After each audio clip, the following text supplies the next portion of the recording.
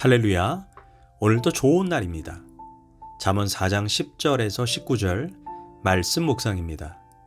오늘은 지혜는 분별력입니다 라는 제목으로 말씀을 나누도록 하겠습니다. 이 세상을 살아가는 성도들에게 가장 중요한 것이 올바른 분별력입니다. 분별력은 옳고 그름, 진실과 거짓, 만나야 할 사람과 만나지 말아야 할 사람, 해야 할 말과 하지 말아야 할 말을 명확히 분별하고 선택하는 능력입니다. 데살로니가전서 5장 21절에서 이 땅에 사는 성도들은 분별력을 가져야 한다라고 말합니다. 범사에 분별하여 모든 좋은 것을 취하고 악은 어떤 모양이라도 버려라. 사도 요한은 요한일서 4장 1절에서 사랑하는 자들아 영을 다 믿지 말고 오직 영들이 하나님께 속하였나 분별하라. 많은 거짓 선지자가 세상에서 나왔습니다. 이 시대는 거짓을 참으로 포장하고 악을 타당한 것으로 속이는 시대입니다.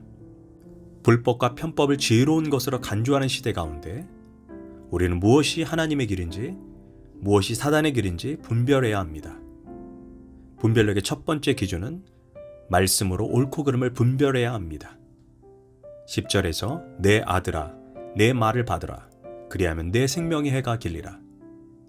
잠언에서 아버지가 아들에게 하는 말을 전승이라고 말합니다.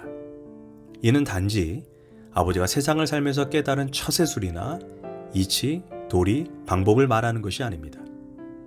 유대인들에게 전승의 목적은 하나님의 말씀을 자녀의 가슴 속에 새겨주어 그 말씀의 기준대로 삶을 살게 하는 데 목적이 있습니다. 그럴 때 내 생명의 해가 길어질 것이다 라고 말해줍니다. 특별히 마지막 시대를 살아가는 우리에게 분별력은 더할 나위 없이 중요합니다.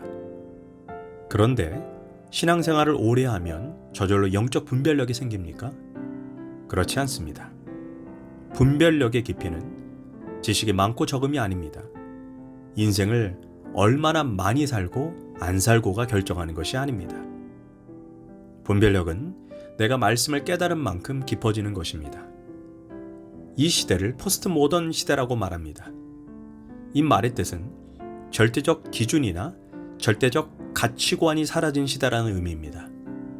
마치 사사기 시대처럼 각자가 옳다고 생각하는 기준이 옳은 것입니다. 그래서 죄라는 표현을 사용하기를 꺼려합니다. 죄가 아니라 그 사람의 취향이라고 말합니다. 틀린 것이 없습니다. 단지 기준만 다르다고 말합니다. 그래서 성경에서 동성 결혼을 죄라고 말하지만 이 세상에서는 성적 취향이라고 말하는 것입니다. 문제는 교회가 절대 가치를 잃어버리자 교회가 세상에 영향력을 끼치는 것이 아니라 도리어 세상이 교회 안에 영향력을 행사합니다. 지금 세상은 동성애를 수용하고 꼭 남자가 여자하고만 결혼해야 하는가?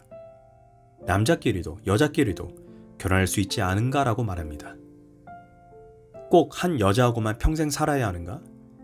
지루하니까 배우자를 바꿀 수도 있는 거 아니냐? 그런데 문제는 교회 안에도 이러한 세상적 가치관이 성경적 가치관 위에 좌지우지하는 시대가 되어가고 있다는 것입니다.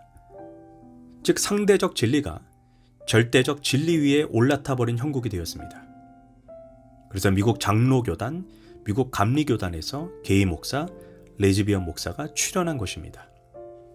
믿는 자들이여, 우리 마지막 시대에 정신을 똑바로 차려야 합니다. 또한 크리스찬들이 쉽게 잘못을 범하는 것이 다수결의 원칙입니다. 이 시대의 가치관으로 민주주의의 원리가 있습니다.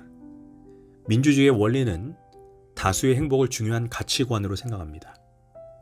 그러나 우리가 놓치지 말아야 하는 것은 다수가 원하고 다수가 인정한다 해서 그것이 진리가 되는 것은 아닙니다.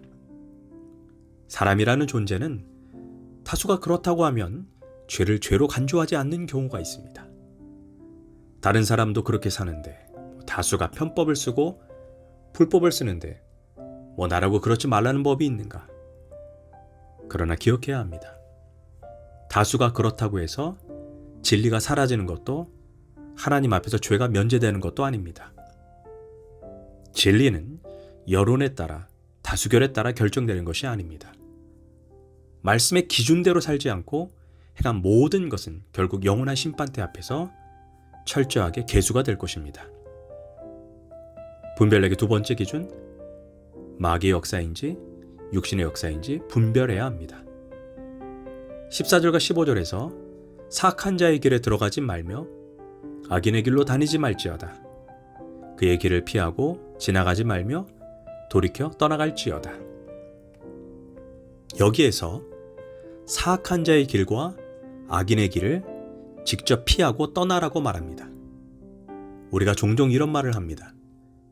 나는 음란에 빠지고 싶지 않은데 마귀가 날 유혹해서 넘어뜨렸다. 내가 화를 내지 말아야 하는데 마귀가 역사에서 결국 화를 내었다. 안타까운 것은 대부분 마귀의 역사라고 하는 것이 사실은 우리의 변화되지 않은 육신의 문제에서 생겨난 것입니다. 그래서 영적인 분별력이 필요합니다. 바울은 갈라디아서 5장 17절에서 21절, 육체의 소욕은 성령을 거스리고 성령은 육체를 거스르나니 이 둘이 서로 대적하므로 너희가 원하는 것을 하지 못하게 하려 함이니라. 육체의 일은 분명하니, 여기서 마귀 역사가 아니라고 했습니다.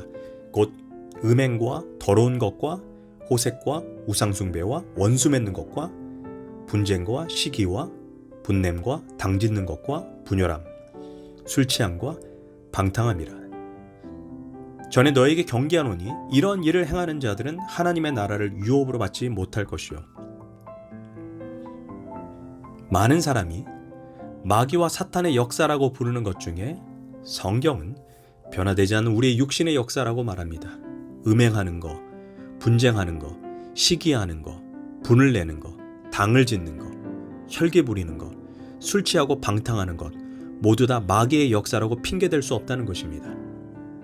그래서 우리가 영적 분별력이 필요한 것입니다. 육신의 문제로 발생한 일들은 아무리 사단을 꾸짖고 결박하고 보혈을 뿌린다고 사라지는 것이 아닙니다. 우리가 직접 옛사람을 회개하고 우리가 직접 육신을 다스리고 떠나기 전까지는 계속해서 우리의 삶이 역사하는 것입니다. 바울은 예배소서 4장에서 우리가 버려야 할 옛사람, 육신의 일에 대해서 이렇게 말합니다. 거짓을 버리고 각각 그 이웃과 더불어 참된 것을 말하라. 거짓의 영이 있는 것이 아니라 바울은 거짓말하는 우리의 연약한 육신이 있다라고 말합니다.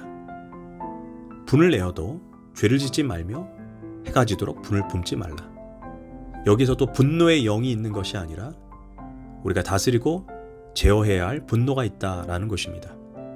그리고 해가 지도록 분을 품게 하는 것은 마귀의 역사가 아닌 우리의 변화되지 않은 육신입니다. 무릇 더러운 말은 너 입 밖에도 내지 말고 오직 덕을 세우는데 소용되는 대로 선한 말을 하여 듣는 자들에게 은혜를 끼치게 하라. 더러운 말을 하게 하는 것은 마귀의 역사가 아니라 우리가 육신을 제어하지 않기 때문입니다. 엄밀히 말해 믿는 자들이 마귀의 역사라고 부르는 많은 일들이 사실은 내가 다스리지 않는 육신의 일입니다.